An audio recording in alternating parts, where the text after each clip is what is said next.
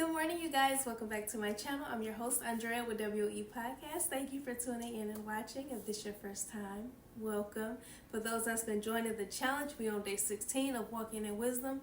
Thank you, Lord. Y'all, we got to keep going. I know it ain't easy. We on 16. Day 16, y'all, of the new year. And I'm praying it's helping y'all because it sure is helping me. But so today we're coming out of the NIV version. We're reading chapter 16. And it reads, "To man belong the plans of the heart, but from the Lord comes the reply of the tongue. All a man's way seems innocent to him, but motives are weighed by the Lord. Commit to the Lord whatever you do, and your plans will succeed."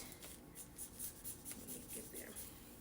And basically what this one is saying is, have you ever decided that you wanted to plant something for the future? And that's why it's important to always put God in everything. Always include God in everything that you do in order for it to become successful. I know we've seen people, have you ever done something and it didn't go as planned, something failed or didn't turn out right? It's because you didn't include God in it. If it ain't of God, it ain't for you. So that right there, commit to the Lord whatever you do and your plans will succeed. So this verse can be understood to mean that the final outcome of the plans we must make is in God's hand, right? So if everything is in God's hand, then why even make plans? You ask yourself. So in doing God's will, there must be a partnership between our efforts and God's control, right? He wants us to use our minds to seek the advice of others and to plan, okay? So as you live for Him, ask for guidance as you plan, and then act on your plan as you trust in Him, okay? That's what 16:3 says. So then the Lord works out everything for His own, even the wicked for a day of disaster. This verse means that God created some people to be wicked, but rather that God uses it even in the activities of wicked people to fulfill His good purposes, right? God is infinite and we are finite, right? So no matter how great or how intellects, we will be able to understand Him completely. Okay? And what is this? James, I highlighted James 1:17, if you want to read, where we can believe that He is not the cause of evil, but we can trust that there are no loose ends in this system of judgment. Evil is temporary, right? One day, God will destroy it in the meantime. Okay? The Lord detests all of the proud of heart.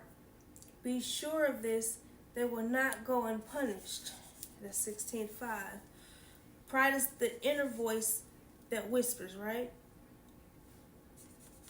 My way is best as an example. So it's resisting God's leadership. You're saying your way is better. That's not how He wants us to be. So believing that you are able to live without His help, whatever you find yourself wanting to do it your way and looking down on other people, you are being pulled by pride. Jesus, and we don't need that. Nope. Through love and faithfulness, sin is stoned, for through the fear of the Lord, a man avoids evil. When a man's ways are pleasing to the Lord, He makes even his enemies live at peace with Him. So we want other people to like us, right? And sometimes we will almost do anything to win their approval.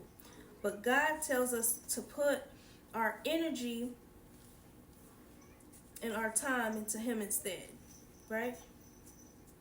So instead of trying to please other people, it's time we start pleasing God.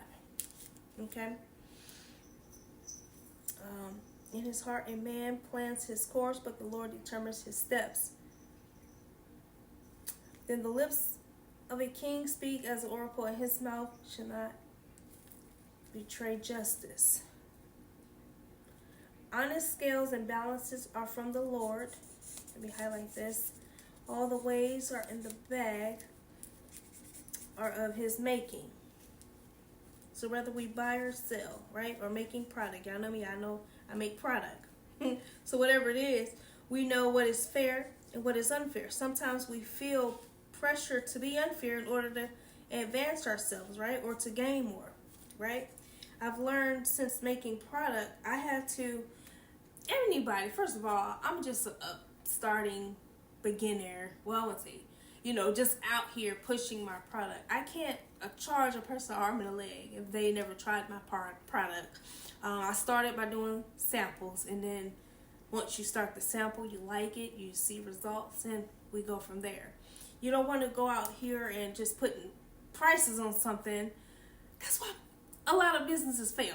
I'm just putting it out there. That's why a lot of people fail, because you so, like he says here, what was it, 16:11, honest scales of balances are from the Lord. All the ways in the bag are of his making, right? So sometimes but if we want to obey God, we have to do that. Let it be God's demand in every business transaction. Okay?